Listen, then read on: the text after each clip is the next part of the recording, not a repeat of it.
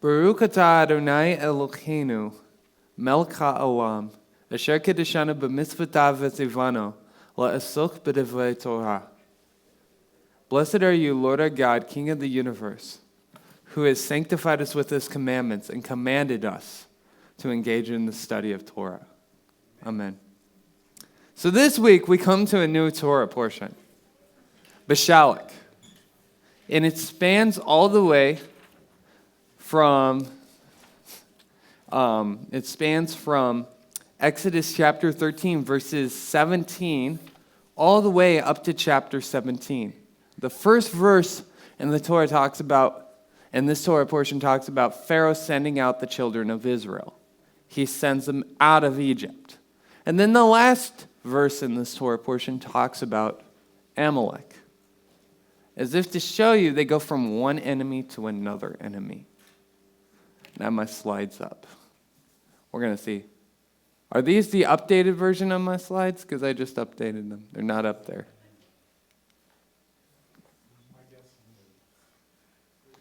Nothing's working today. Forget about the slides. We're just going rogue. Did you save it?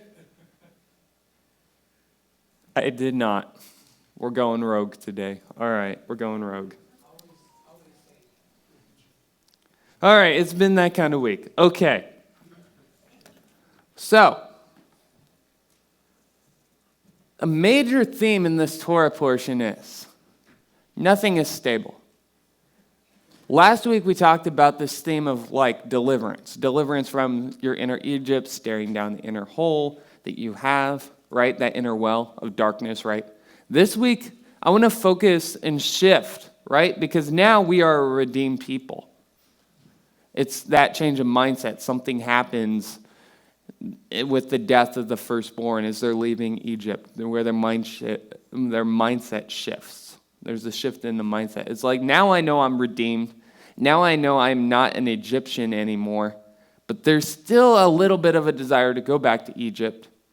Not necessarily go back to the lifestyle, but more the comfort, the ease.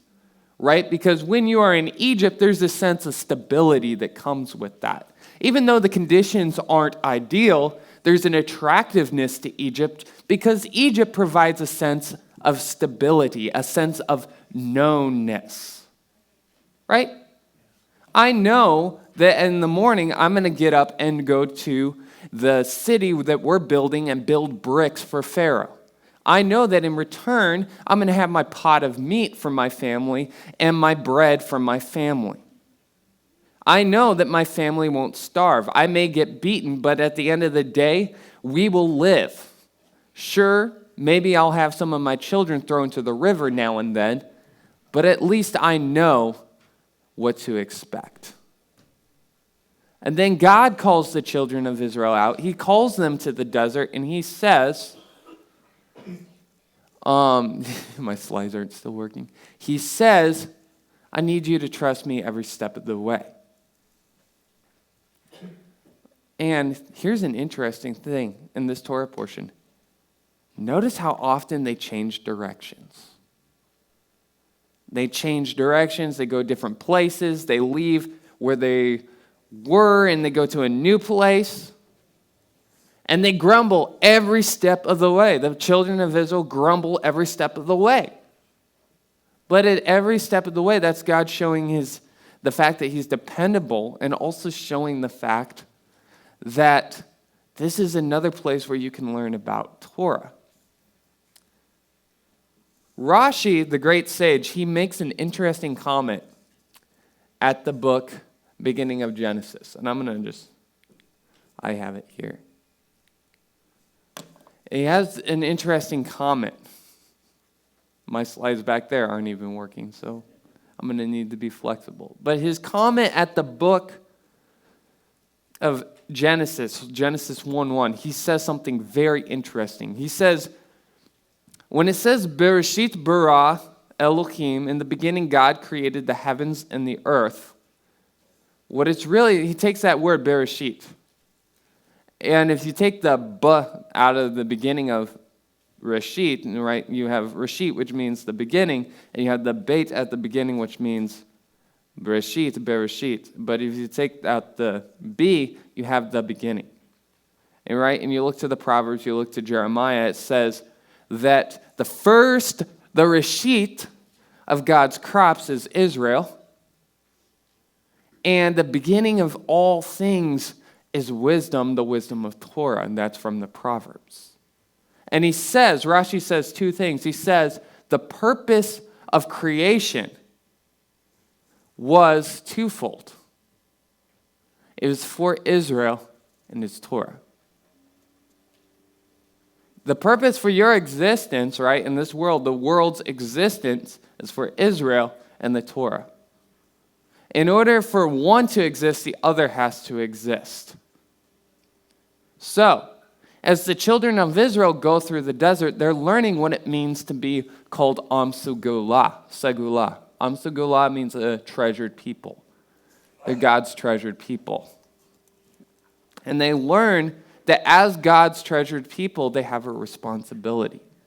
We don't just leave the bondage of Egypt and go out into the wilderness. We also have a responsibility. We have work to do, right? The Passover Seder was called Avoda. You know it was also called Avoda, the bondage of Egypt. Really, you did not leave behind a master to go free, right? You left the master of darkness, of the dark side, the evil principalities, to go to the master, the one true God. And his yoke is light. So, I'm going to read in Exodus 13. I'm going to read from the Hebrew. Vahi Beshalach paro et ha'am. And it came to pass when Pharaoh sent away the people. V'lo nacham Elohim derech eretz Plishtim. And God did not lead them by the way of the Philistines. Ki charovchu, even though it was near. Ki amar Elohim, for God said, Pen yinachem ha'am be'otam milchama, lest they see war. V'shavu mitzrayma, and return to Egypt. A couple things here. No shortcuts. No shortcuts, right? If you look at the map, are you guys working on my slides? All right. So, we're going to skip some of these slides. The point is, no shortcuts. And I want you to get that in your mind. There's a reason there's a delay. There's a reason there's going to be the long trip through the south of Arabia all the way to the eastern border of the Holy Land. We're not doing an easy cut through the land of the Philistines, which is at the southern border of Israel. We're not doing an easy cut. There's a couple of reasons. But the Midrash is very interesting when it talks about this. It says there's a couple of reasons. And this is like very upper level, not really deep. It says the first reason for this delay was basically, think of it in terms of a parable of a king. A king has 12 sons, right? And he has 10 estates, right? He has to leave an estate to each son, but he has 10 estates. But he realizes that they're not yet ready to receive the 2 additional estates he's about to require. So think of it this way. East of the Jordan River are the kingdoms of Og and Sihon. When the children of Israel come through this area 40 years later, they will defeat these 2 armies and kingdoms, which actually represent strongholds in their life. They're not yet ready to defeat those strongholds yet. They're not strong enough. So that's why they're delaying. And then once those 2 additional estates are acquired, they're able to move into the land, and each tribe has its own territory. Another obvious explanation is that the children of Israel did not know how to live in the land. Right? If the children of Israel go into the land right now after they've been redeemed, after they've been steeped in Egyptian paganism, right? Are they going to be able to stand firm in the midst of the pagan Canaanite culture and not adopt the Canaanite practices? No, they're not. So that's what the 40 years journey in the wilderness is. It's a school. It's a school so they can learn. They can learn the ways of God. Because many of the Torah commandments will talk about what do you do as a people in the land. You will work your land for 6 years, but the 7th year is a Shemitah. What about the servant who goes free in the 7 years? What about tithing the crops to the Levite and to the priestly system? There is a bunch of rules and Torah commands that they have to learn that apply specifically to that land. And they think of it this way. Again, with the king, he has a son, right? That son is an heir to an estate. But that son is a little boy. He's 3 years old. He does not know how to read and write, and he does not know the value of that estate and how to keep that estate running. So what he does is he sends the son to school first, so the son can learn to read and write, and he reads the laws of the land, and he understands what value that estate has. That is a reason for the delay. My slides aren't working again, but that's all right. So, another interesting perspective at Genesis 13, verse 17, it says, Vayhi Beshalach Paro, Pharaoh sent away the people. Et ha'am, he sent away the people, et ha'am. V'lo nacham Elohim derech eretz plishtim, and God does not lead them by the way of the Philistines. Another look. This will show God's character during this wilderness journey. It's one of, I want you all to say the word rechem. Rechem. It means womb. It's also related to the Hebrew word rachem, right? You can say rachem. Say rachem. Rachem and rechem are related. Basically, rachem means compassion. But we read that in our Bibles, and we don't really understand the full extent of it. During this wilderness journey, while they're going through the wilderness, they'll be learning about God's nature of rachem, which basically the best way to describe it is you look at it at the womb, but you also look at it as a mother-bear instinct. If you're Israel, that's what God feels about you. It's mother-bear. It's basically, you know, when you're going to Tennessee in the Smoky Mountains, you don't get between a mother bear and her cub, or you're going to face the wrath of that mother bear. And the next verse is kind of interesting. I wish I could pull it up, but I can't. It says, Vayesev Elohim et ha'am. He leads the people. And in the Vayesev, it shows a dot, right? It shows a dot. Yeah, it's up there. And it shows the Vayesev, the Samek, which is the circle letter, has a dot in the middle, which is showing that God's surrounding his people. I love technology, don't you? It's nice when it works, but it's not so nice when it doesn't work. But what I'm trying to say is this rachem concept is so important because it shows God's nature, that mother-bear nature. He's going to take care of his children no matter what. But he's also going to protect them no matter what either. And this is where it gets interesting in our first verse in our Torah portion. It says, V'lo nacham Elohim, and he did not lead them by the way of the Philistines. And in one grammar stem, Hebrew has like seven stems. It's basically, they have 7 verb tenses, if that makes sense. And in one of those verb tenses, you can read v'lo nacham as he did not lead. But in another verb stem, if you use it, v'lo nacham means he was not comforted.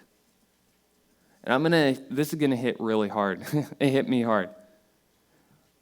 V'lo nacham means, what the rabbi said is, the 10 plagues in Egypt, God felt like he was playing nice with the Egyptians.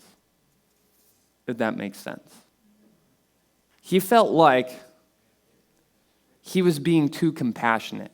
Because it says, Vayhi Beshalach Paro et ha'am, v'lo nacham Elohim. V'lo nacham Elohim. The Elohim refers to God's name of judgment.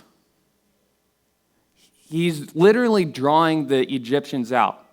Think of it this story. The Midrash takes this story. It says, a king sends his son on a trip. A band of robbers attacks the king's son, right? They tie him up, they torture him, they beat him, they force him into slavery. And the king sends an army to rescue his son, right? He rescues his son. And then he gets the son back, and he's just overwhelmed with happiness to see his son. But as he's looking at the men tied up who hurt his son, he's comforted that his son is safe and sound. But he knows that full justice hasn't been extracted. And he sees the Egyptians, and he sees they lost their firstborn. They lost a lot, but full justice hasn't been extracted yet. They murdered my children's children by drowning them in the river. It's time for them to pay. And that's just a look into the nature of God. It's like not comfortable looking at this nature of God. But when we are in the camp of Israel, and we remember that our flesh and struggles, right, our fleshly struggles are really not against man. It's really against the spiritual principalities, right? That those are the real enemy. The real enemy in Egypt was not necessarily the Egyptian people. It was the Egyptian God system. That really what God wanted to do was have the Egyptians see that he was God, but single-handedly demolish their God system. And really, at the end of the day, the God system that was responsible for oppressing his own people was still intact. And that needed to die at the sea. And that's why the Yam Suf, that's the name of the Red Sea. It's called the Sea of Reeds, Yam Suf. Suf means reeds, Yam means sea. But Suf also means end, because something ends there at the sea. So, we all read the story about the Sea of Reeds, Red Sea, Yam Suf, and we learn that the Egyptian army drowns there. And with that, the Egyptians know who the one true God is. Right? And then we have Exodus 15, which is the Song of Moses, which is the response to that. And it's there to show us that at the points of victory in our life, the mark of a true believer is someone who turns around and thanks God for that. Because there's an overwhelming sense of, that could have been me in the sea, but the waters that saved me were the waters that drowned the enemy coming after me. There's that sense. So there's that song, and it's kind of interesting because there's another spiritual principle at play here.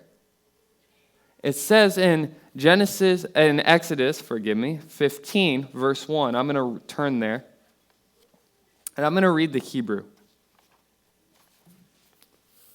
It says, Az yashir Moshe uvnei Yisrael et chashirah hazot ladonai. Az yashir Moshe, then Moses sang, uvnei Yisrael, and the children of Israel, et chashirah hazot, this song, ladonai, to Adonai. Az yashir. That should be past tense. Guys, can you just turn off my slides? They're not working. Yeah, just turn them off. So it says, Az Yashir. Az Yashir. And Yashir, then Moses sang, right? That's the word he sang. There's one problem with that translation, though. It's future tense. It's future tense. Yashir is not past tense. It's future tense. So this is how you should read it. Then Moses will sing, and the children of Israel will sing this song to Hashem. It should be read future tense, because that's the way Hebrew grammar is, but it's been translated past tense. And that's like the scholars struggle with that difficulty, And the rabbis spill a lot of ink over it. And they say it's two things. First of all, in the Messianic age, the redemption that will ensue will cause God's people to no longer remember coming out of Egypt, because the redemption that's coming in that age will be far greater. And at the end of that, they will sing a song to God. And it's a prophecy of resurrection from the dead. Moses and that generation from that came out of Egypt will again rise from the dead. And that's they will rise from the dead and sing that song. That is one opinion. Another opinion follows this train of thought. Az Yashir. If you keep in mind, Hebrew has 7 verb tenses. So another verb tense is causative, meaning that Moses and the children in Israel caused to sing this song to Adonai. They caused God to sing with them. And this goes in connection with that Racham mentality. As they're going through the wilderness, what they're learning is that how you treat others in the wilderness and how you treat God and how you view your circumstances affects how God treats you, if that makes sense. That's part of the Torah mentality. Love God with all your heart, soul, and mind, and love your neighbor as yourself.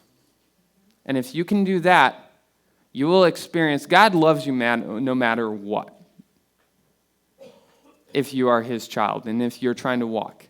But if you are trying to love your neighbor, right, God will show that to you.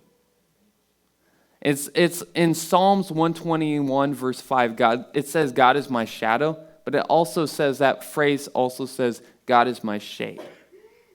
That when we sing to God, God sings with us. And it's about him loving us so deeply that he wants to be a part of everything we do. And that the whole purpose of creation is for Israel and the Torah to bring this world into one with God, where it's like a mirror. Heaven and earth are like a mirror. So that is interesting. Keep that in mind. So they have this song, and it comes to the point where it's time to leave. In Exodus 15, verse 22, it says, Vayasa Moshe et Yisrael miyam suf. And Moses leads the people onward from the Sea of Suf, the Sea of Reeds, the Red Sea. And it's kind of interesting because in every other section of the Torah, when it uses Vayasa, it uses it in the tense Vayisa. Say Vayisa. Vayisa.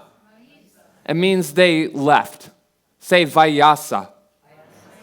That's what's used here. Vayasa. He led. It's causative. It's heful. It's one of those stems. Remember what I said? Hebrew has 7 stems. Vayisa is the most common used. It's simple call stem. It's the simple stem. But heful is the stem that shows that the action that I am doing is causing another person to do another action. They're not really doing it of their own accord. I'm making them do it, if that makes sense. So it says, Moses here caused the people to go onward from the sea. He made them. They did not do it of their own accord. Here's the thing, the rabbis spilled a lot of ink studying this too. And here's what they came to. It talks about how Egypt was still, even though they're out of Egypt, Egypt is not out of them. Egypt is not out of them. And that's showing that they had just won at the sea, right? God had just fought the battle for them. The rabbis talk about all the gold that just came off of the chariots, right? The way the Egyptians built their chariots, the jewelry, the gold, and the wealth from all those chariots that washed ashore and decked on the Egyptians, right?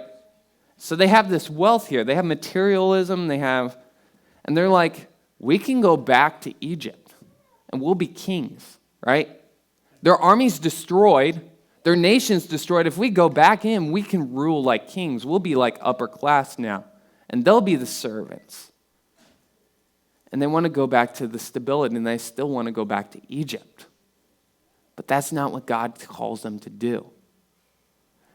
Because Moses has to lead them away from that. He says, I'm not calling you back to Egypt. I'm calling you to the wilderness, to Torah. So they journey a 3 days journey, right? They journey a 3 days journey. They leave the wilderness of Red Sea, and they go into the wilderness of Shur, Midbar Shur.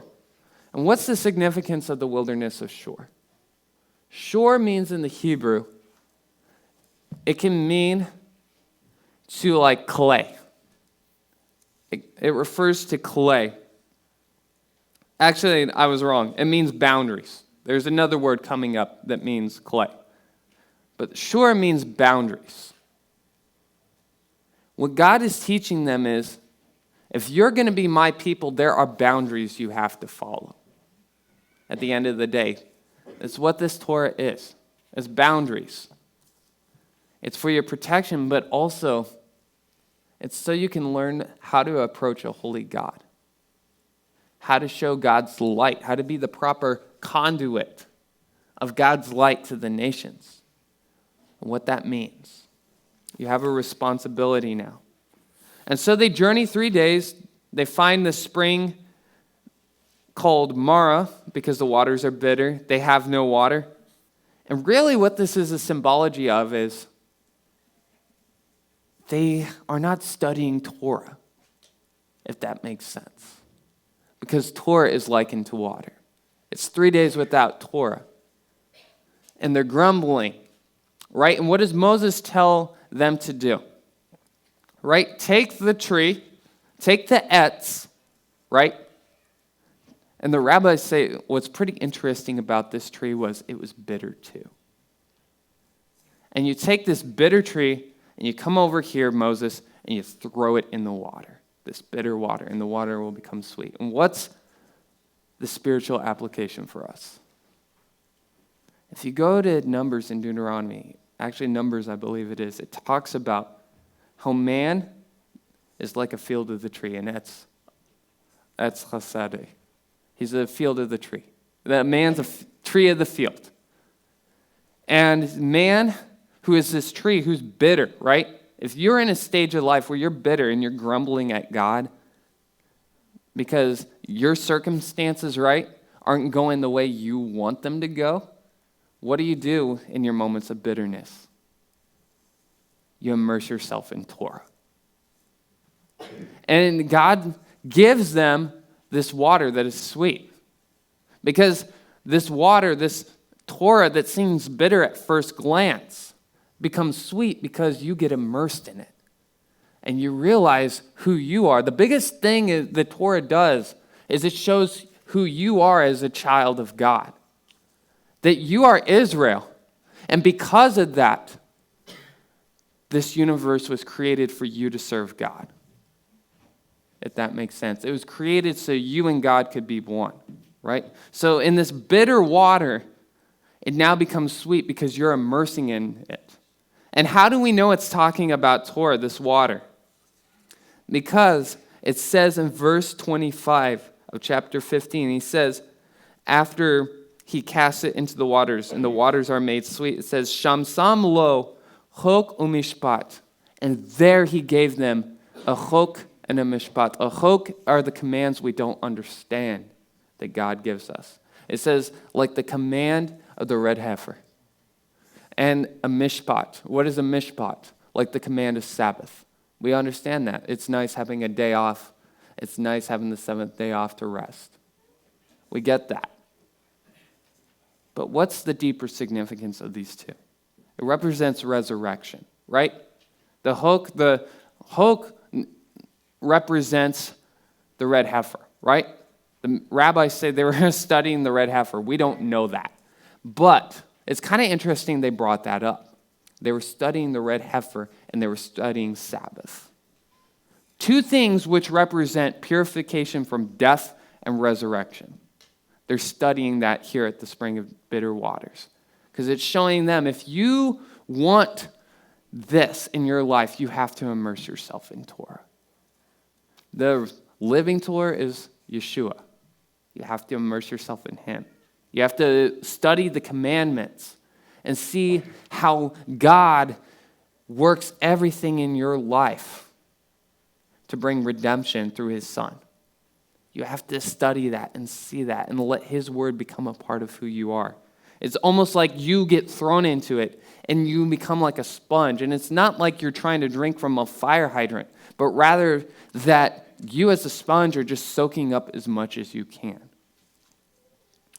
And it's kind of interesting because at the end of that paragraph, in verse 26, God says, I will not put the diseases of Egypt on you. Ki ani Adonai rofecha, because I am your healer. And that's what it's talking about there. So, they come to Elim, right? And there's 12 springs of water, 12. Each tribe has its own source of water. Keep in mind that water represents Torah, so they have their Torah. And then there's 70 palm trees. Why 70 palm trees? How many elders were over Israel? 70. That's the Sanhedrin. That's showing you that part of that study of engaging in Torah is recognizing the Torah itself, but also giving credibility to those who are older and wiser in the study of Torah and recognizing their input. You may disagree with me on that. That's okay. I just had to throw that in there. And then they come and they leave there and they come to the wilderness of Sin. And why Sin? That's in between Shur, Elim, and Sinai. And why are we in the wilderness of Sin? Because that means a thorn bush. So what they're going through feels like affliction. But it also means clay. Because it shows them that they are being molded in this season. This is a season where they're being molded.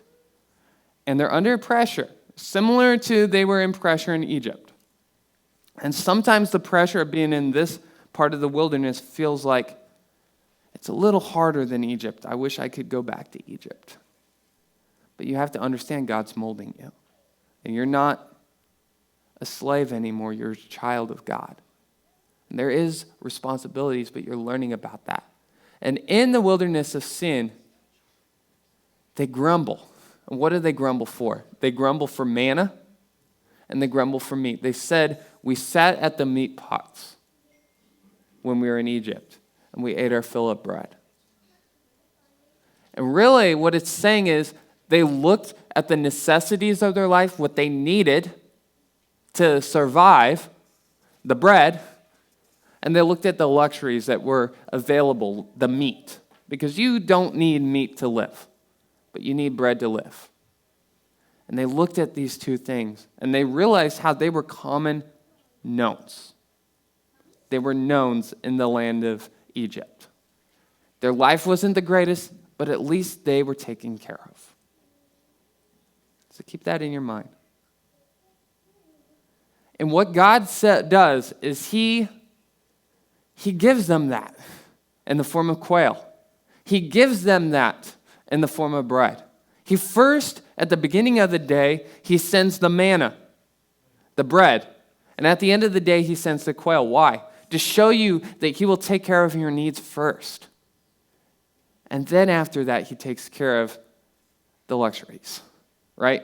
What you don't need. But as the Father, it's important for Him to take care of the needs. What's also important about this? To show them that they are to keep His Sabbath. Because here, He says you gather twice on the sixth day, the amount that you would gather. So on the first day, you gather an omer, right? But on the sixth day, you gather 2 omers per person, right? And so, on the sixth day, they gather 2 omers to show them that He is going to take care of them as long as they keep His commandments. If they trust Him, and saying, God, I take upon the yoke of your commandments. I'm going to honor your Sabbath. I'm going to honor your commandments, Father. I'm going to do the best I can to honor you. Then the Lord will take care of you. And that's a trust. And that's what He's showing them there. And it's a little bit of a challenge for them. right? Because Moses, he's so caught up that he forgets to even tell them to gather on the Sabbath. And God even addresses him like, why did you forget my commandments? It's in the text. If you look at the Hebrew, it's like God's addressing Moses. And the people themselves kind of struggle with this too. It's this trust, right? When we're in Egypt, it's a known. And we talked about this a couple weeks ago. What's the difference between the land of Egypt and the land of Israel where they're going, right? Keep in mind that Israelites are going to the promised land. The land of Egypt, they get their source of life from the physical world. They get it from the ground. The Nile overflows, and that waters the fields of Egypt. The water comes from the ground. The sustenance comes from the ground. But in the land of Israel, it comes from the heavens. It comes in the form of rain. And that's how they know that their dependence comes from heaven in the land of Israel. And that's the mindset God's preparing them for. And so they learn about the Sabbath. And so they move on from there, and they grumble about water again. And then what happens? They say something. They ask Moses a question. They ask him, how do we know God is with us? Right? That's Exodus 17, verse 17. How do we know God is with us? I'm going to go there. It's kind of like at the end of it.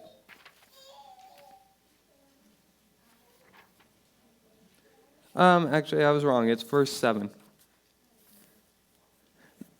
And the name of the place was called Massah and Meribah, because of the striving of the children of Israel, because they tried the Lord, saying, Chayesh Adonai bekirbenu im ayin. Is he with us or not? They asked that question. And what does the next verse say? It says, Vayavo Amalek vayilachem im Yisrael. And Amalek came and warred with Israel. It's really showing them, is God with you or not? And it's like, that's an interesting way to answer that question, right? Is God with me or not? My enemy comes to fight with me. And the rabbis say, think of it as a father who's carrying his child on his shoulders. And the child is like, is my dad with me or not? I can't see my dad. And my dad's head's right here. I'm on his shoulders. Can I see my dad or not? I can't see my dad or not. I'm not really getting the things I want. He doesn't really care. What's he even protecting me from? And then the father's like, fine, I'll sit you down. And then a dog comes up and snarls at the child. And the child knows that the whole time the father was carrying him, he was safe. And so, that's the moral here. And it's kind of interesting, how do they defeat Amalek? Moses keeps his hands up, right? He raises his hands up the whole time. His hands are up. And when his hands are down, his hands are too weak, Amalek prevails. When his hands are up, Amalek is starting to be defeated again. And so they support his hands. Joshua and Hur support his hands. And Israel's able to overcome. The rabbis say something very interesting here. You know what they say the hands up refers to? Refers to prayer. It refers to the Psalms. When the Psalms say, I lift my hands to God, what it's really saying is if you really want to win in all areas, because the enemies of Israel, you're an Israelite, your enemies are not going away. Just because Egypt drowned in the sea doesn't mean you don't have more enemies around the corner. If you're a child of God, you always will have enemies. What he's saying is, here's how you beat them with prayer. You pray more in your life. But also God makes a promise. And this is the last verse in the Torah portion. He says, God makes a promise. He says, Ki yad al kesya. The hand of God is upon the throne of Yah. And it's kind of interesting here. We'll come back to this. Milchama l'Adonai ba'amalach midor dor. God himself will make war against Israel's enemy Amalek from generation to generation. This is eternal. But he says, ki yad al kes yah. Ki yad, for the hand, al kes is over the throne of Yah. Here's an interesting thing. Kes should be keser or keser. It's incomplete. And Yah is an abbreviation of God's complete name. And what God is doing here is he's making a promise here. He's saying, I'm going to take care of you while you are in the wilderness. And when you leave the wilderness and go into the land, I will take care of you too. And when you are in the land and when you get exiled to Babylon and Persia and Rome and the other ends of the world, I will still take care of you. But my hand will be against Amalek the whole time, because Amalek, he too will he will go down through the generations. And you know who the spiritual descendant of Amalek and Esau is? Rome. The Roman culture, it's that same, and they're not the physical ancestor, but it's the same way Babylon, Persia, Greek, and Rome. It's that same hatred, that same desire to subjugate God's people. And he says, my hand is against that. And his throne is incomplete, and his name is incomplete until that is conquered, until they're completely blotted out. And that's a promise, because it says in Zechariah, in the Messianic days, Ushmo Echad, his name shall be one, and his kingdom will be one. And that's a promise for us. But until that promise is complete, we are walking through our own wilderness experience. We are a redeemed people. But we have a responsibility. There's work for us to do. It is time for us to study the Word of God, the Torah. Because there are parts of the Torah called chukot that we don't understand. And then there are parts called mishpatim where we think we understand them. But in reality, we don't understand it to the fullest. Furthermore, we need to adopt an approach to Torah as a people. In the Hebrew mindset, we're all like a fish. We're like a fish. If a fish is taken out of water, it can't live. If we're taken out of the Torah, we can't live. But here's another thing I also want you to think about. That while we're pursuing the calling God has with us, each of us following Torah and learning more about Torah, we also have to learn to trust God that our life on earth is not going to be easy. This time in the desert, right, in the midbar, it's not going to be easy. We're going to be walking through it and wondering where our sustenance is going to come from. But we have to trust that God is protecting us. We have to trust his nature of rachum, which means that he nourishes us. He gives us our daily bread. And he takes care of us that way. It says the children of Israel came out of the land and not one of their clothes were even torn. It was because of that cloud of glory that covered them while they walked through the wilderness. Constantly took care of them. It was like that motherly attention God gave them. And also keeping in mind that he fights for us and he fights with us. That's a big part. Now, how many minutes do I have? How many minutes of discussion? We actually have no time left. Congratulations. I managed. All right. Well, I am going to close with a blessing. Before I do, I want to say I'm sorry if it seemed a little disjointed. Technology was a little crazy this morning. And also, I was a little sick this week, so hopefully next week will be better. We'll see. But anyway, let me close with the blessing over the Torah portion. Blessed are you, Lord our God, King of the universe, who has placed everlasting life in our midst. Amen.